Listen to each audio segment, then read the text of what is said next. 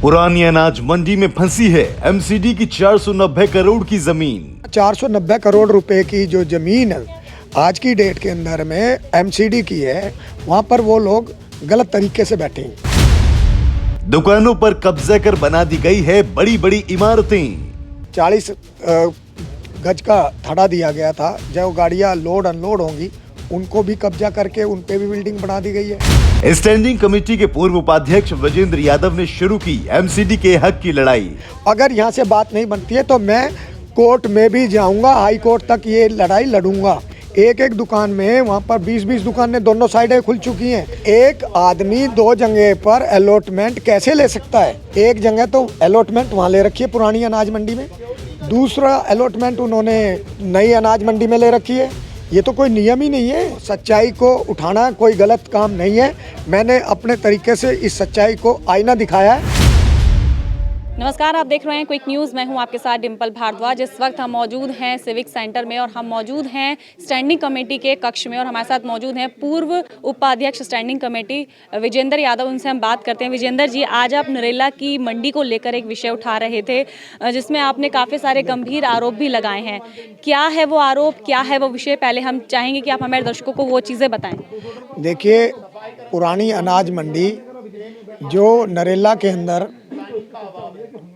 99 साल के पट्टे को लेके उन्होंने अलॉट की थी, वो पूरा पट्टा उनका पूरा हो चुका और आज लगभग समझो कि 35 साल मतलब 15 साल ज़्यादा हो चुके हैं।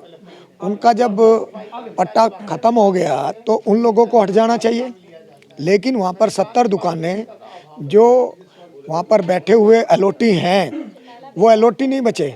अब उन्होंने वहाँ पर एक किस्म से ऑक्यूपाई कर रखा है एमसीडी की ज़मीन को और वो अलॉटी वहाँ पर 4-4, 5-5 मंजिल बिल्डिंगें बना चुके हैं और उन बिल्डिंगों को बनाकर वो वहाँ पर मिसयूज कर रहे हैं।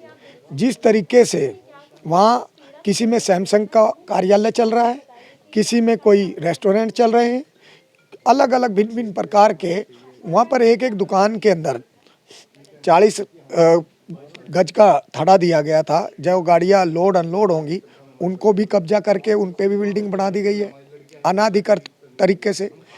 उसके अलावा जो उनकी चौड़ाई और लंबाई थी उसको मिला के 350 गज जगह बैठती है।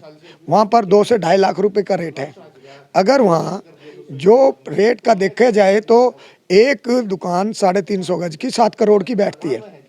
तो अगर 70 दुकानें तो 7-7 490 करोड़ रुपए की जो ज़मीन आज की डेट के अंदर में एमसीडी की है, वहाँ पर वो लोग गलत तरीके से बैठे हैं। किसकी आप मिलीभगत मान रहे हैं, किसकी गलती मान रहे हैं? क्योंकि विषय बहुत बड़ा आप यहाँ पर लेकर आए और उसको उजागर करने की कोशिश भी की, लेकिन अगर हम देखें तो विकी जी ने इसका कुछ चीज़ें भी सामने रखी जिसके अंदर आपका नाम भी था, तो उसके ऊपर क्या कहेंगे आप? देखिए, कोई भी विषय अगर कोई संज्ञान में आता है उसको जब जागो तब सवेरा। मेरा ही तो वहाँ पर एक ही डीसी साहब से मैंने वो सारी चीज़ें दी हैं और उनमें जो मैंने यहाँ उनसे डिमांड रखी है कि भाई जब वो वहाँ पर जो अलॉटी बैठे हैं, ये कहाँ का नियम कायदा कानून आ गया है, कहाँ के लाज हैं कि जब उनका वो टाइम पीरियड पूरा हो चुका तो उनको बैठने दिया जा रहा है। एक विषय, अगर 35 साल से वो एक्स्ट्रा बैठे हैं तो उनका जो रिवेन्यू बनता है वो रिवेन्यू भी एमसीडी को मिलना चाहिए, पहली बात तो। लेकिन अगर वो फिर भी बैठे हैं और वहाँ पर वो एक जगह तो अलॉटमेंट वहाँ ले रखी है पुरानी अनाज मंडी में, दूसरा अलॉटमेंट उन्होंने नई अनाज मंडी में ले रखी है। ये तो कोई नियम ही नहीं है कि एक आदमी 2 जगह पर अलॉटमेंट कैसे ले सकता है, जबकि वहाँ पर वो उनको टाइम पीरियड पूरा हो गया तो हटना चाहिए।